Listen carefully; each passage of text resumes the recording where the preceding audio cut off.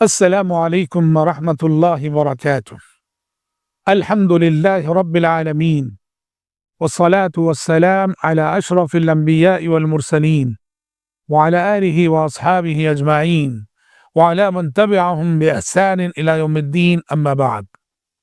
ناظرین کرام، آج کی ملاقات میں آپ سے گفتگو کرنے کے لیے میں سلف صالحین رحمۃ اللہ علیہم اجمعین کا ایک خوبصورت مقولہ، ان کی کہی ہوئی ایک بہت ہی پیاری بات لے کر آپ کی خدمت پہ حاضر ہوا ہوں۔ علماء سلف کہا کرتے تھے کہ کم من مجہول فی الارض معروف فی السماء وکم من معروف فی الارض مجہول فی السماء۔ بہت عظیم بات ہے یہ۔ پہلے میں اس کا ترجمہ کرتا ہوں، پھر اس عبارت کا مفہوم سمجھاتا ہوں۔ سلف نے کہا کہ کم من مجہول فی الارض معروف فی السماء، کتنے ایسے لوگ ہیں کہ زمین میں تو مجہول ہیں، غیر معروف ہیں، مگر آسمانوں میں ان کے بڑے چرچے ہیں۔ اور اس کے بالمقابل کتنے ایسے لوگ ہیں کہ زمین میں تو ان کے بڑے چرچے ہیں، آسمانوں میں دور دور تک کہیں ان کا نام و نشان تک نہیں۔ کیا مطلب ہے اس جملے کا؟ اس جملے میں سلف یہ بتا رہے ہیں کہ بندے دو قسم کے ہیں۔ ایک وہ طبقہ بندوں کا جو مخلصین کا، جو اخلاص کے پیکر ہوا کرتے ہیں، زمین میں وہ نام نہیں چاہتے، شہرت نہیں چاہتے، وہ اپنی جگہ نیک ہوتے ہیں، متقی ہوتے ہیں، خدا ترس ہوتے ہیں، شہرت سے دور بھاگتے ہیں۔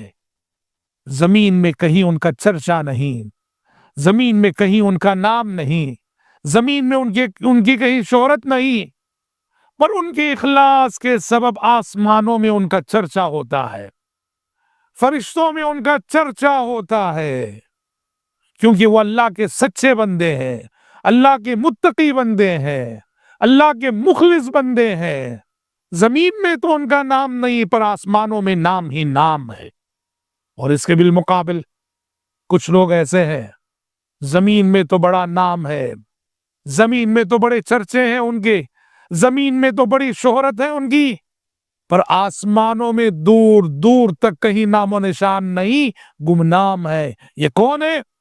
یہ ریاکار ہے، دکھاوا کرنے والے ہیں، دکھاوے کا کردار رکھنے والے ہیں، جن کو اللہ ان کی شہرت کی شکل میں، ان کی ناموری کی شکل میں دنیا ہی میں ان کے اعمال کا بدلہ دے دے گا۔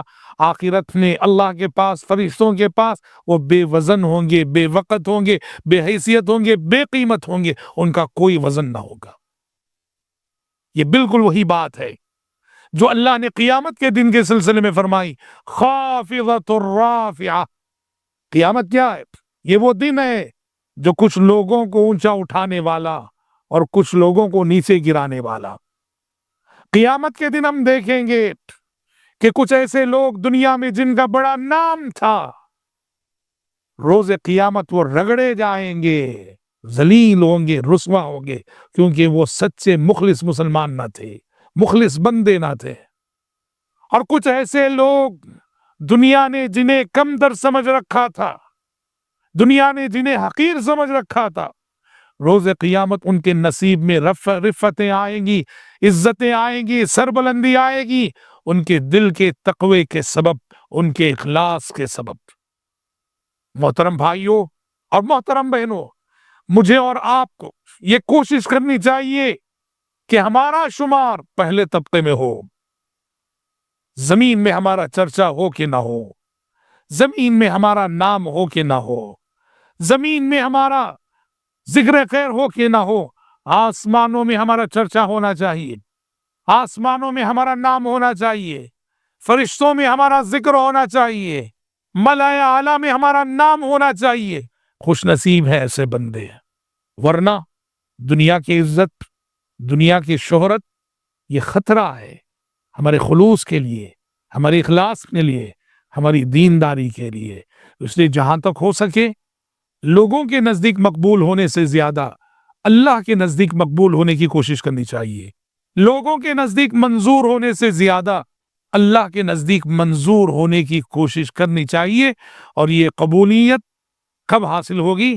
جب ہمارے اور آپ کے دلوں میں اخلاص ہوگا اور اللہ رب العالمین کی بندگی، اس کی اطاعت و فرما برداری ہم اخلاص کے ساتھ کریں گے، ریاکاری کے جذبات سے اپنے آپ کو بچائیں گے. تب رب العزت سے دعا ہے کہ رب العزت مجھ کہنے والے کو اور آپ سبھی سننے والوں کو ان خوش نصیبوں میں شامل فرمائے جن خوش نصیبوں کے چرچے آسمان میں ہوتے ہوں، ملائے اعلیٰ میں ہوتے ہوں، فرشتوں میں ہوتے ہوں.